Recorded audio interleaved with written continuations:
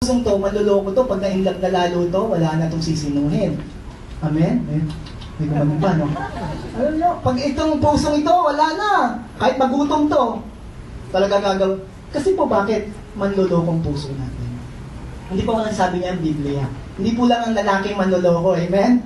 Amen? Yung puso ni lalaki o ni babae manloloko to. And beyond what? Beyond what? Walang kakalingan. Who can understand it? Kaya minsan din natin maintindihan ang puso pag umibig daw.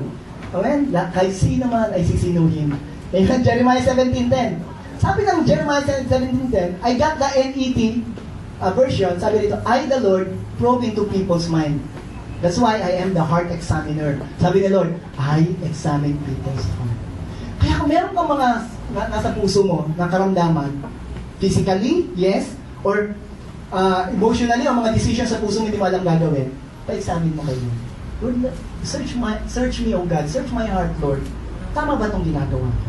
Amen? Bakit po? Tayo mga tao, yun po ang katayuan natin. At kailangan natin ng examiner ng puso. Sino yun? Si Jehovah Rapha. Amen? So that's why Moses prayed.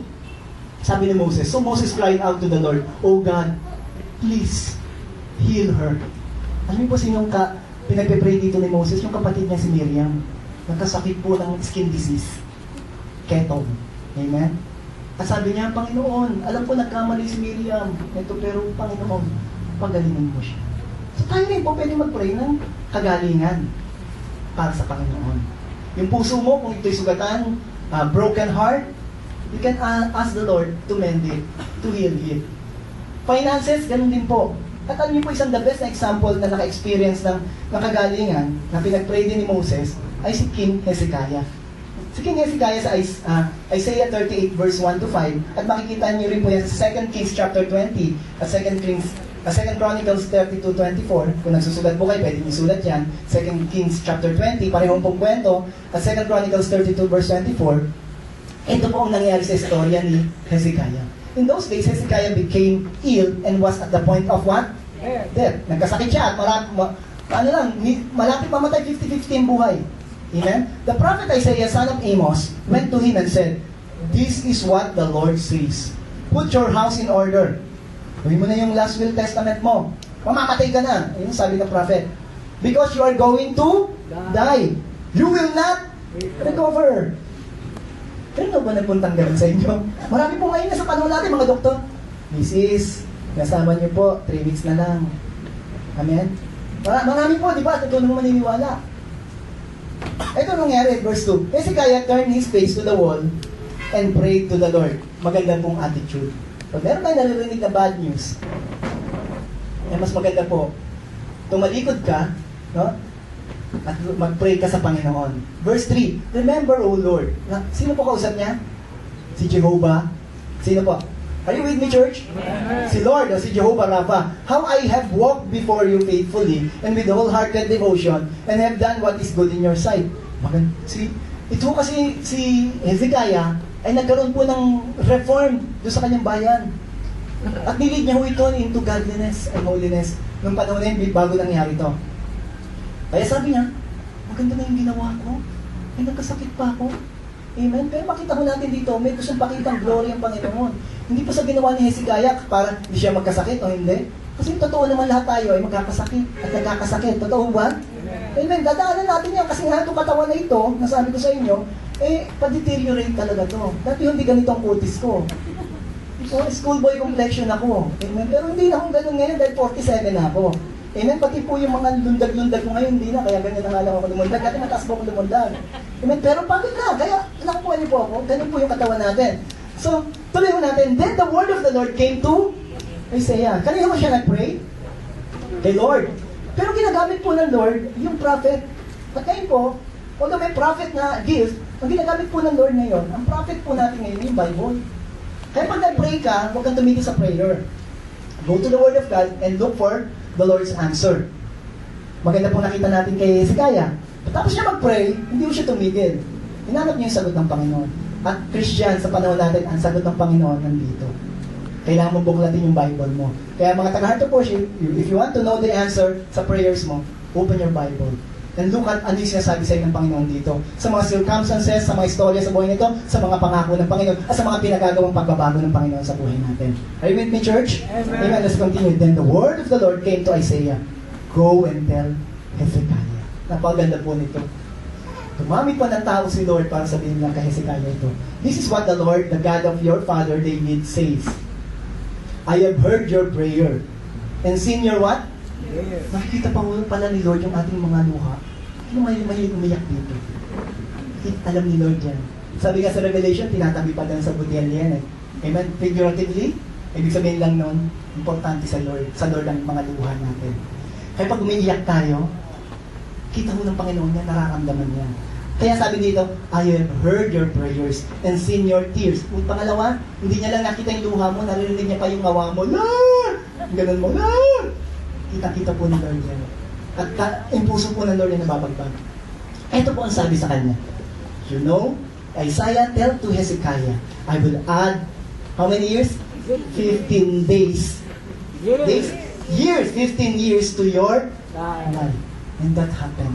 When you read the rest of the story, the reason why 50-50 ang buhay niya, but he prayed to the Lord and asked for healing. Another 15 years was added sa buhay niya. Why? Kasi po lumapit siya kay Jehovah Rapha. Amen?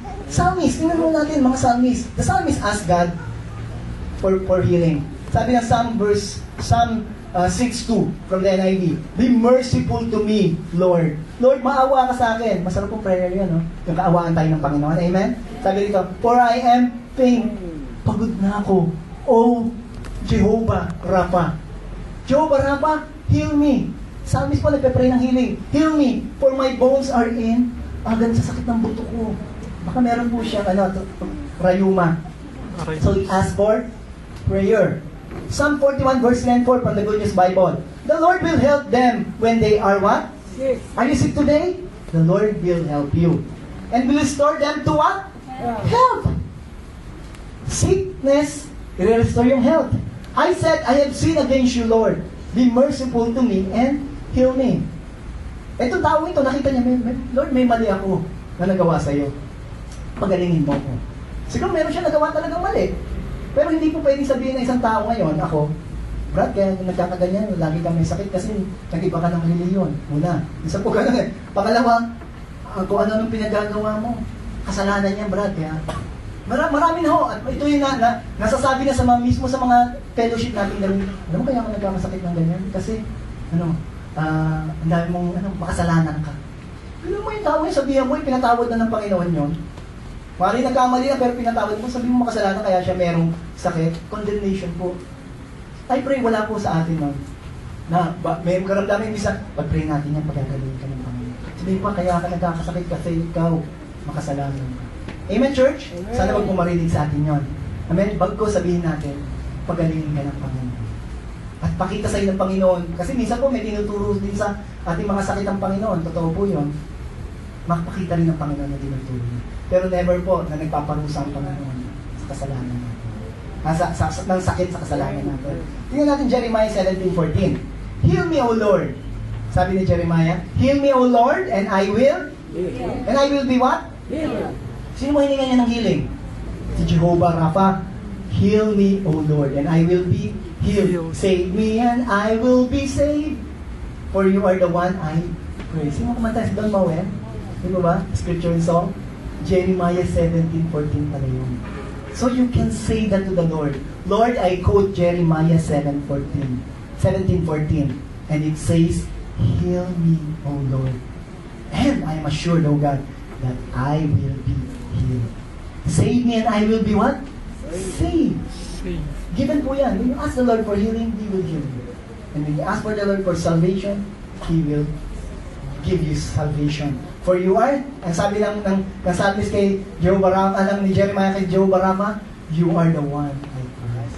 Continue to praise the Lord. Kahit na may karamdaman tayo nararamdaman, start to praise the Lord.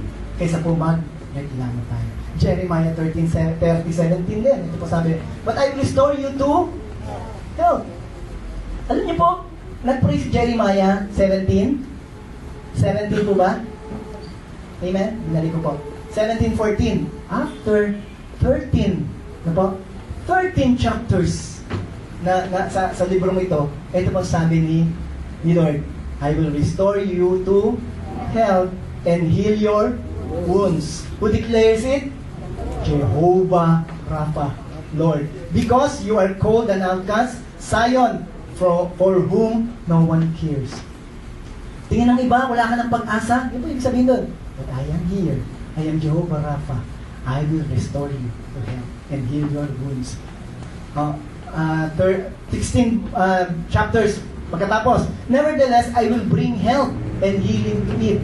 I will heal my people and will let them enjoy what? Abundance, peace, and security. Pag may healing tayo nare-receive, ito pong nakikita natin, di ba? Mapayapa ang puso at secure na security at salamat, magaling na. Amen. Physically, financially, lahat po na aspeto ng ating buhay. Yun po ang kayang gawin sa atin ng Panginoon.